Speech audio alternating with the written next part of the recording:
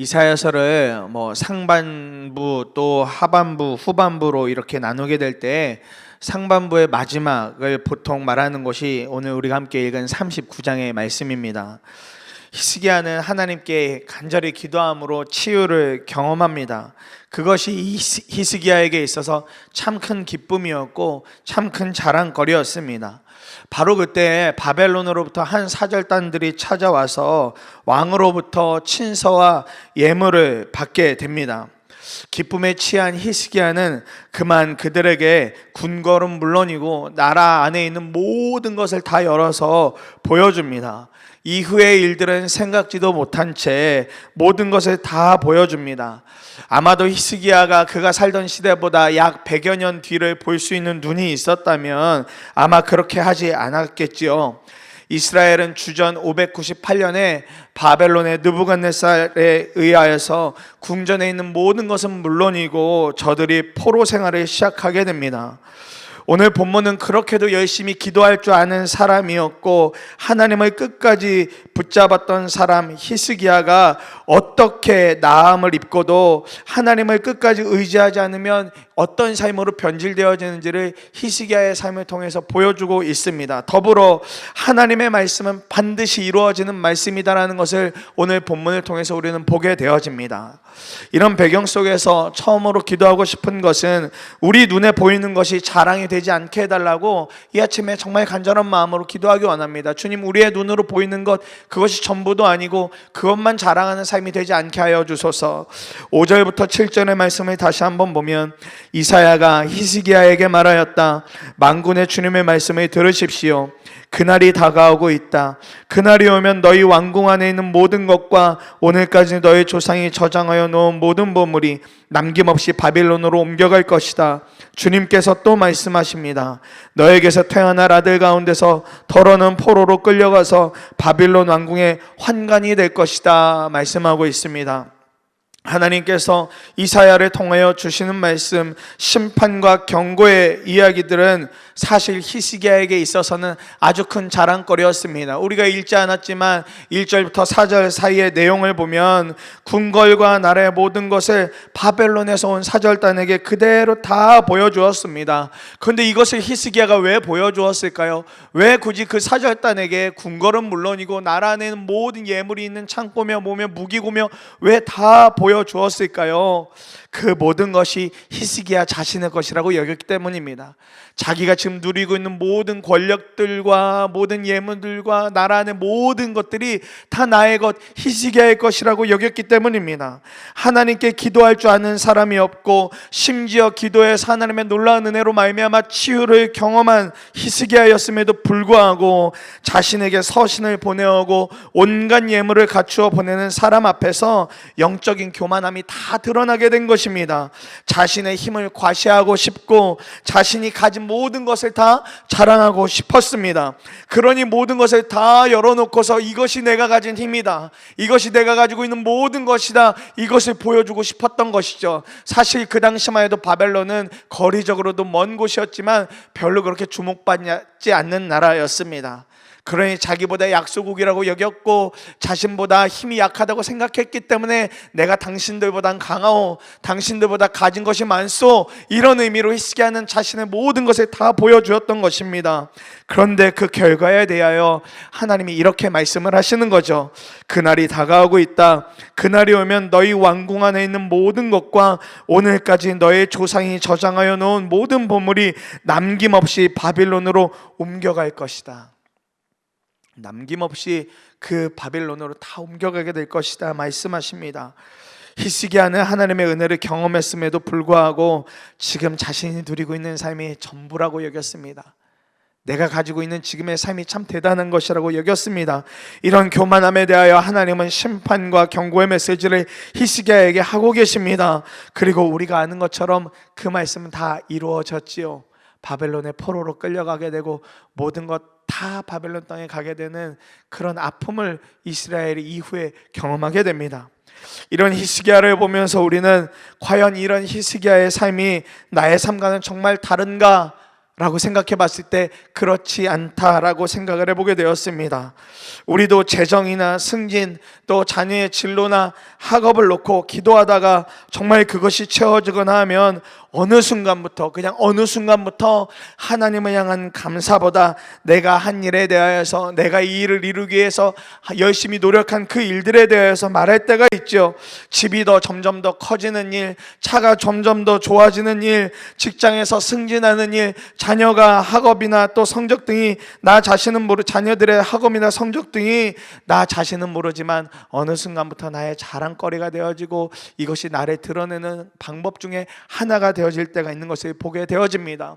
제가 바로 그런 사람 중에 하나였습니다. 제가 그런 사람이었습니다. 아무런 배경 없이 선한 목자교회에 들어갔을 때 어깨가 정말 한없이 이렇게 올라갔었습니다. 그러던 중에 학교에서 같이 공부했던 전도사님에게 연락을 받았어요. 근데 그분이 전화하면서 첫 마디가 이겁니다. 전도사님 어떻게 그 교회에 들어갔어요? 어떻게 그곳까지 가게 되었어요? 너무 좋겠네요. 너무너무 부러워요. 막 이런 얘기를 저한테 전화하시면서 하시는 거예요. 그러면서 점잖게 말로는 하나님의 은혜로 들어왔죠. 제가 뭐 대단한 게 있겠나요? 하나님의 은혜예요. 하나님의 은혜예요. 이렇게 말을 했습니다. 그런데 어느 순간 제 마음에는 교회가 자랑거리였고 또 교회에서 계시는 유명한 목사님이 또 그분과 함께 사역함이 예수님과의 동행보다는 저한테는 더 큰 자랑거리가 되어져 있는 모습을 보게 되었습니다. 전화를 끊고 내심 제 마음에 이런 마음이 들더라고요. 전도사님 같으면 이런 데 못 들어올걸요. 전도사님 내가 학교에 봤을 때 전도사님 같은 사람이면 여기 못 들어올 거예요. 이런 마음이 제 안에 드러나는 것을 보게 되었습니다. 그 후에도 사람들을 만나거나 하면 은근히 교회 자랑하고 은근히 유명하신 목사님과 함께 사역하는 거 계속해서 자랑했습니다. 그러다 한 번은 화요일마다 이제 전체 교직원들이 모여서 함께 예배하고 회의하는 자리에서 유기성 목사님 말씀하시더라고요.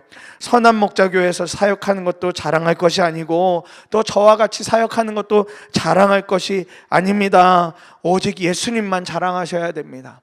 오직 예수님만 잘 믿고 예수님 자랑하셔야 됩니다. 그 말씀 듣는데 마음이 찔리고 얼마나 마음이 힘들었는지 모릅니다. 그리고 나서 그런 마음 주님께 올려드리며 회개하지 않을 수가 없었습니다. 우리가 다 이런 은혜를 경험하며 살지요. 이런저런 은혜들을 하나님이 정말 예기치 못했던 은혜들을 하나님이 우리 안에 허락해 주십니다. 히스기야처럼 간절한 기도 끝에 문제가 해결되기도 하고요.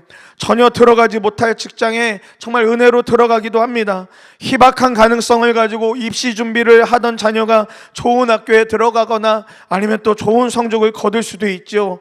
그런데 어느 순간 우리에게 있어서 그 일을 이루신 하나님을 자랑하는 것이 아니라 지금 당장 내 눈앞에 벌어진 일만 보이려 하고 자랑하려고 한다면 우리는 매우 잘못된 길로 가고 있는 것입니다. 하나님은 이러한 은혜를 모르는 행동, 교만한 행동을 그냥 두시지 않습니다. 반드시 그 일 때문에 심판이 오고 어려움이 옵니다. 정신을 차려야 한다는 하나님의 메시지, 하나님의 사인인 것입니다. 청년 목양할 때 한 번은 청년 한 명이 와서 취업과 관련해서 정말 간절한 몇 가지의 기도를 요청해서 함께 기도를 한 적이 있었습니다. 그래서 같이 기도했고 정말 감사하게도 그 청년이 정말 원하는 곳에 그렇게 잘 취업을 하게 되었습니다. 그래서 얼마나 기뻤는지 몰라요. 교회에서도 사역을 열심히 했던 친구여서 교회 많은 청년들과 또 많은 리더십들이 그렇게 이 청년 취업한 것 때문에 참 많은 축하를 해줬었습니다.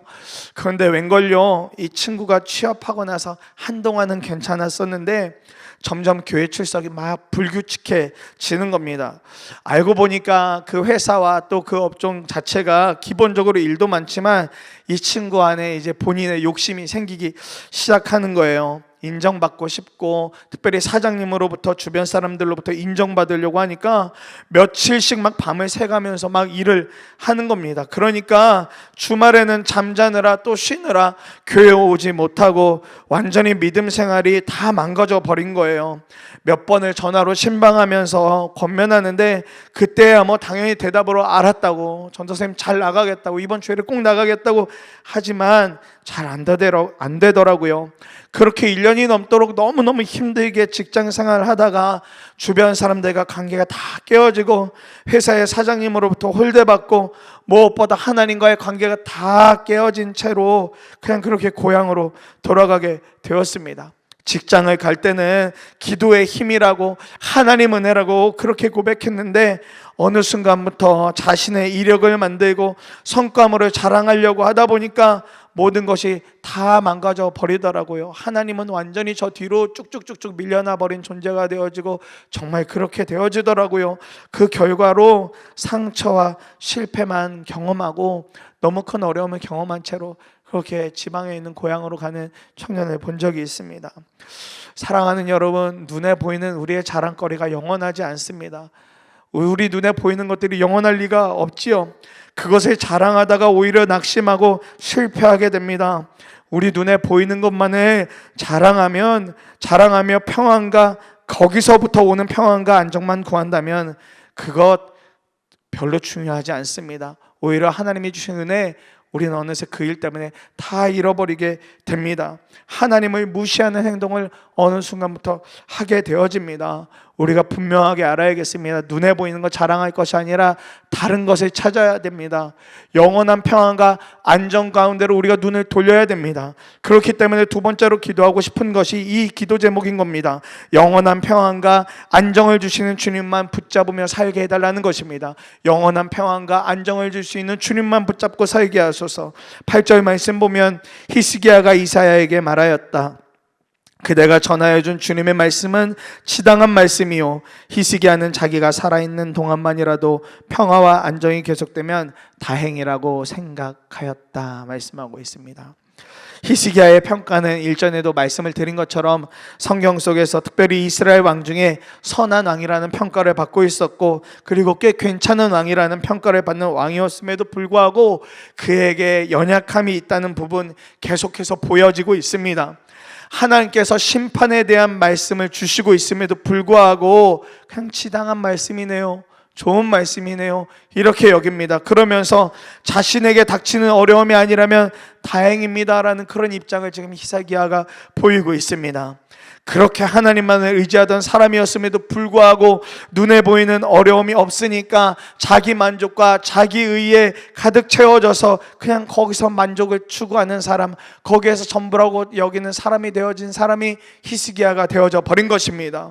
우리도 몸이 힘들고 어렵고 건강과 재정에 어려움이 생기면 정말 간절한 마음으로 기도하게 됩니다. 그런데 그렇게 기도하다가 그 일이 풀어지고 나면 이와 같이 그 상황에서 안주하며 이 정도면 평안하잖아, 이 정도면 된 거잖아, 지금 당장 어려움 없잖아 이렇게 평안과 안정을 가질 때가 있습니다. 그리고 이 정도면 되었지 뭐, 이 정도면 전부지 뭐 이렇게 여길 때가 있습니다. 그러다 보면 여러분 그거 아십니까? 어느 순간 우리의 믿음이 느슨해져 버립니다. 어느 순간 우리의 기도가 점점 힘을 잃어가게 되어집니다. 왜냐하면 간절하지 않으니까요. 지금 눈에 보여지는 평안이 영원할 것이라고 여겨지는 순간 우리 머릿속에서 어느 순간 하나님은 지워지고 눈앞에 평안과 안정을 주인 삼아 살아갈 때가 있습니다. 하나님이 아니라 그냥 눈앞에 보이는 일이 내 삶의 전부, 내 삶의 주인이 되어져서 살아갈 때가 있다는 거예요. 며칠 전에 중고등부 시절까지 아주 친하게 지내며 함께 신앙생활했던 친구와 아주 오랜만에 전화통화를 한 일이 있었습니다. 어려서부터 늘 교회에서 함께 지내고 또 고등학교 때는 서로 학교는 다르지만 서로 각자 학교에서 기독중 창단 활동도 했던 친구였는데 몇 년 동안 연락을 못하다가 연락을 하게 되었습니다. 그런데 너무 이야기를 나누다가 너무 큰 충격을 받았는데 그 친구가 지금 교회를 다니지 않는다는 거예요. 꽤 오랜 시간 동안 교회를 다니지 않는다는 거였습니다. 배우자를 교회로 전도하려고 했는데 잘 되지 않고 또 이 친구의 마음의 소원 중 바람 중 하나가 그래도 기왕이면 가족이 모두 한 종교를 믿었으면 좋겠다. 그래서 사실 교회에 대해서도 몇 차례 권면하고 이야기했었는데 배우자가 요지부동이었다는 거예요. 그러다 보니까 그냥 이 친구가 그러면 다른 방법이 없겠구나 싶어서 배우자가 다니는 다른 종교로 자신이 넘어갔다는 겁니다. 그러니까 당장 눈앞의 일들은 이제 다 평안한 것 같고 자신의 소원이 다른 방법이지만 이루어진 것 같고 또 안정적인데 뭔가 허전하다는 거예요.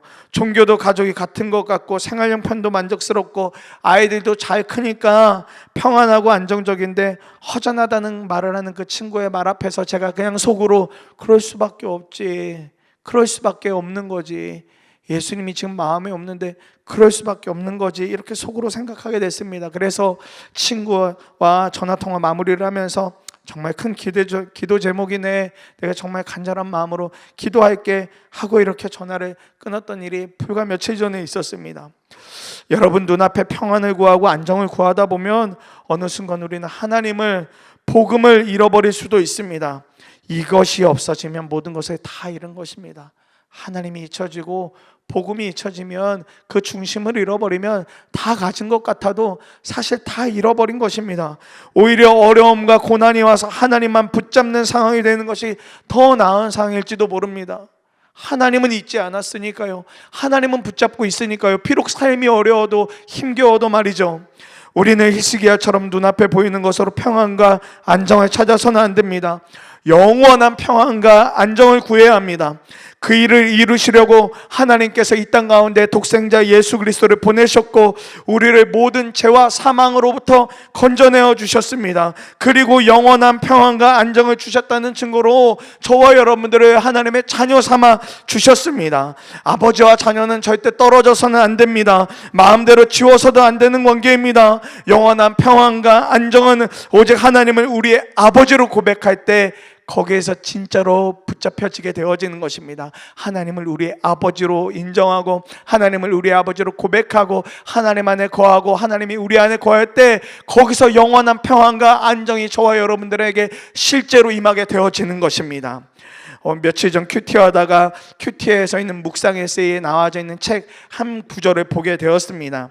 나무택 목사님이라는 분이 쓰신 마음대로 살 뻔했습니다 라는 책의 한 부분이 이 큐티 책에 이렇게 인용이 되어져 있더라고요.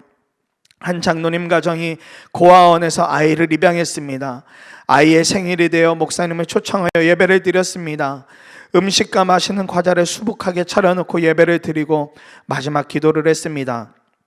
기도를 마치고 보니 상에 차려진 과자들이 없어졌습니다.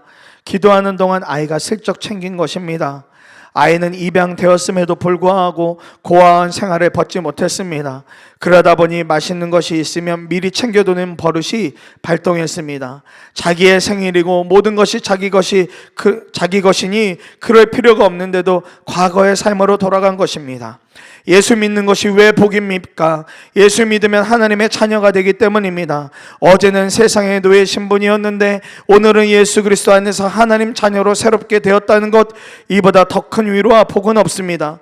믿음의 삶이란 어제의 부끄러운 상태나 형편, 신분에서 벗어나 새롭게 출발하는 것입니다. 사탄은 과거의 상태와 신분을 들추어내어 우리를 과거에 묶어두려 합니다. 하지만 은혜로 하나님의 자녀된 우리는 예수님이 하신 일을 신뢰하며 믿음으로 나아가야 합니다. 죄사함이라는 은혜의 약속을 선물로 받아들일 때 과거의 상처에서 벗어나 현재의 신분을 누릴 수 있습니다 라는 이 책의 한 부분을 그대로 인용해 놓으셨는데 이 책의 내용이 제 마음에 들어오더라고요. 사랑하는 여러분, 우리가 영원히 누릴 평안과 안정은 다른 데서 찾을 수가 없습니다.